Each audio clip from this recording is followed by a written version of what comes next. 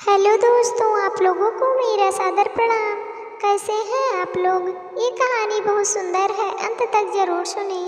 श्री कृष्ण के गुरु गर्गाचार्य जी द्वारा रचित गर्ग संहिता में भगवान श्री कृष्ण और उनकी लीलाओं का सबसे पौराणिक आधार का वर्णन किया गया है। गर्ग संहिता के 16वें अध्याय में राधा और कृष्ण के विवाह की कथा है। कथा की शुरुआत श्री कृष्ण के बाल अवस्था से होती है, जब कृष्ण की उम्र महज 2 साल 7 महीने थी। एक बार नंद बाबा बालक कृष्ण को लेकर अपने गोद में खिला रहे हैं। उनके साथ दुलार करते हुए वो वृंदावन के भांडीर वन में आ जाते हैं।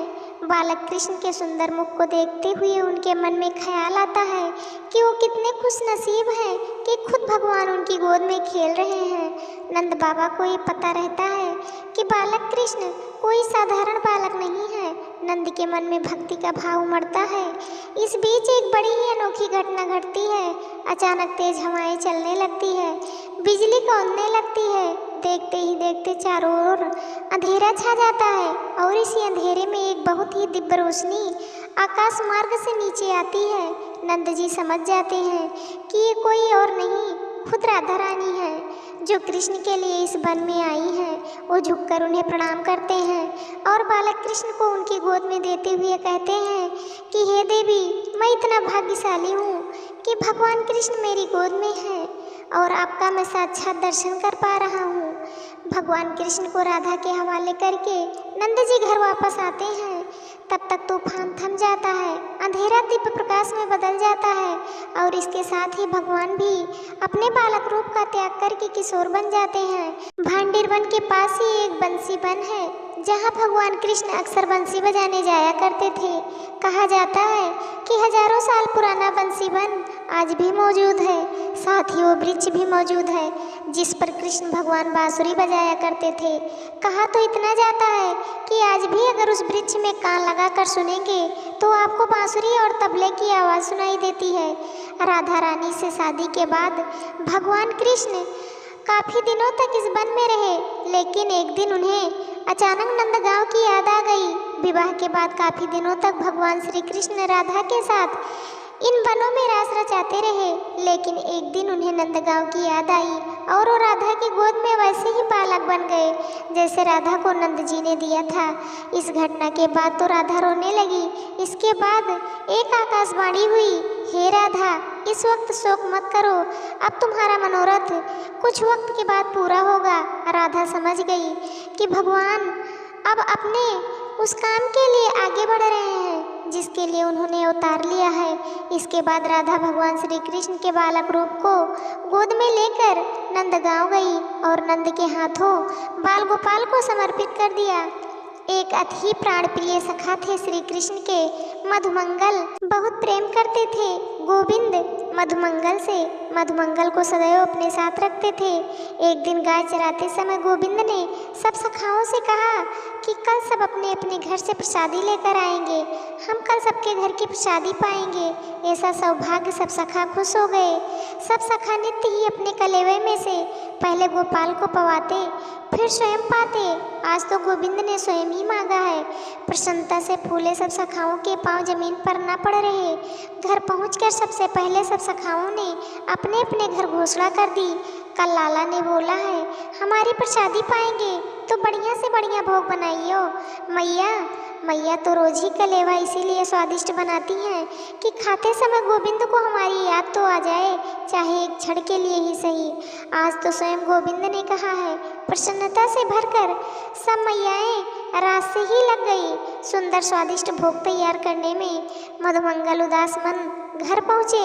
मैया को संकोच से बोल नहीं पाए कि गोविंद ने प्रसादी के लिए बोला है, क्योंकि ज्ञात है स्थिति घर की मैया कहाँ से लाएंगी।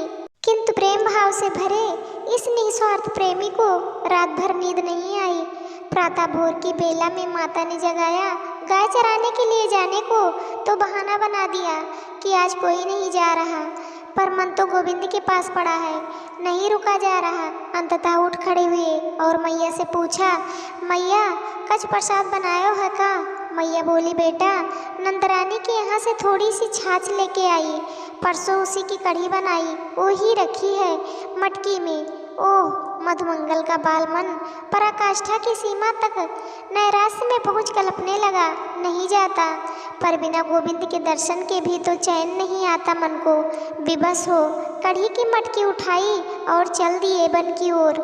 सभी ग्वाल बाल गोविंद को घेर के बैठे हैं, अपने अपने प्रसाद को चखने का विनम्र निवेदन कर रहे हैं, पर गोविंद के व्याकुल नयन तो मधुमंगल को ढूंढ रहे हैं। दूर से आते मधुमंगल को देखा तो ठाकुर जोर जोर से बोलने लगे, आई गयो, देखो मेरो मधु आई गयो। ला भैया, तेरे प्रसाद की प्रतीक्षा में तो हमने प्रसादी पावनो ही बहु सुरो नाय करो। तुरंत दिखा, क्या भेजो हम मैया ने। मधुमंगल ने मटकी पीछे छुपा ली, संकोच से जमीन की ओर देखने लगे। मधुमंगल को कुछ नहीं सूझ रहा, क्या बोले। लंबा मौन, दृष्टि इधर उधर, नयन चोर से।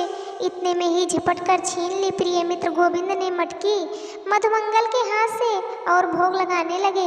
किंतु यह क्या, मटकी के अंदर इतने भांति भांति के स्वादिष्ट व्यंजन। मधुमंगल हैरान और गोविंद के मुख पर मीठी मीठी मृदुल मुस्कान। वाह रे प्रभु, तेरी लीला अपरंपार है। एक दिन कान्हा को नई लीला सूझी। भगवान का काम नित्य नई नई लीलाएं करके माता को आनंदित करना था। पूर्व जन्म में नंद बाबा और यशोदा मैया ने भगवान की उपासना करके भगवान से पुत्र रूप में वात्सल्य सुख की ही तो कामना की थी। भगवान उस इच्छा को अधूरी कैसे रहने देते, इसलिए वह नित्य नई लीलाओं से माँ को रिझाने का प्रयास करते रहते थे। कान्हा नंद के आंगन में घुटनों के बल खेल रहे थे। अचानक उनकी दृष्टि अपनी परछाई पर पड़ी, जो उन्हीं का अनुसरण कर रही थी। जब वह हंसते थे तो परछाई भी हंसती थी। कन्हैया बहुत खुश हुए, सोचा चलो एक नया साथी मिल गया। घर में अकेले खेलते खेलते मेरा मन भी ऊब गया था, अब यह रोज मेरा मन बहलाया करेगा।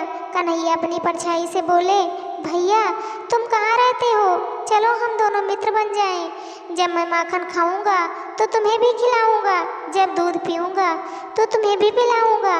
दाऊ भैया मुझसे बड़े हैं, इसलिए मुझसे लड़ जाते हैं। तुम मुझसे लड़ना नहीं, हम लोग खूब प्रेम से रहेंगे। यहाँ किसी चीज़ की कमी नहीं है। तुम्हें जितना भी माखन मिश्री चाहिए मैं तुम्हें मैया से कहकर दिला दूंगा। इस प्रकार करते हुए कन्हैया अपनी छाया को पकड़ने का प्रयास करने लगे।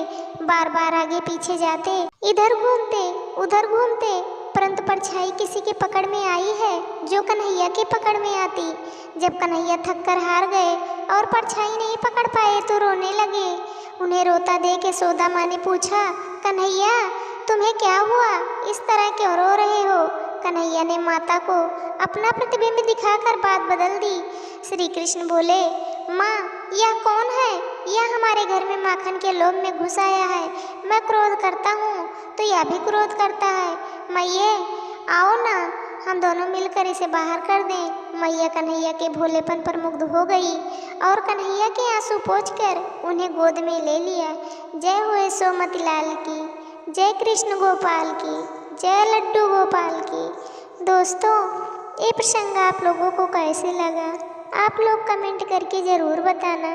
चैनल को सब्सक्राइब करना, वीडियो को लाइक करना, शेयर करना। वीडियो को अंत तक देखने के लिए आप लोगों का तहे दिल से धन्यवाद।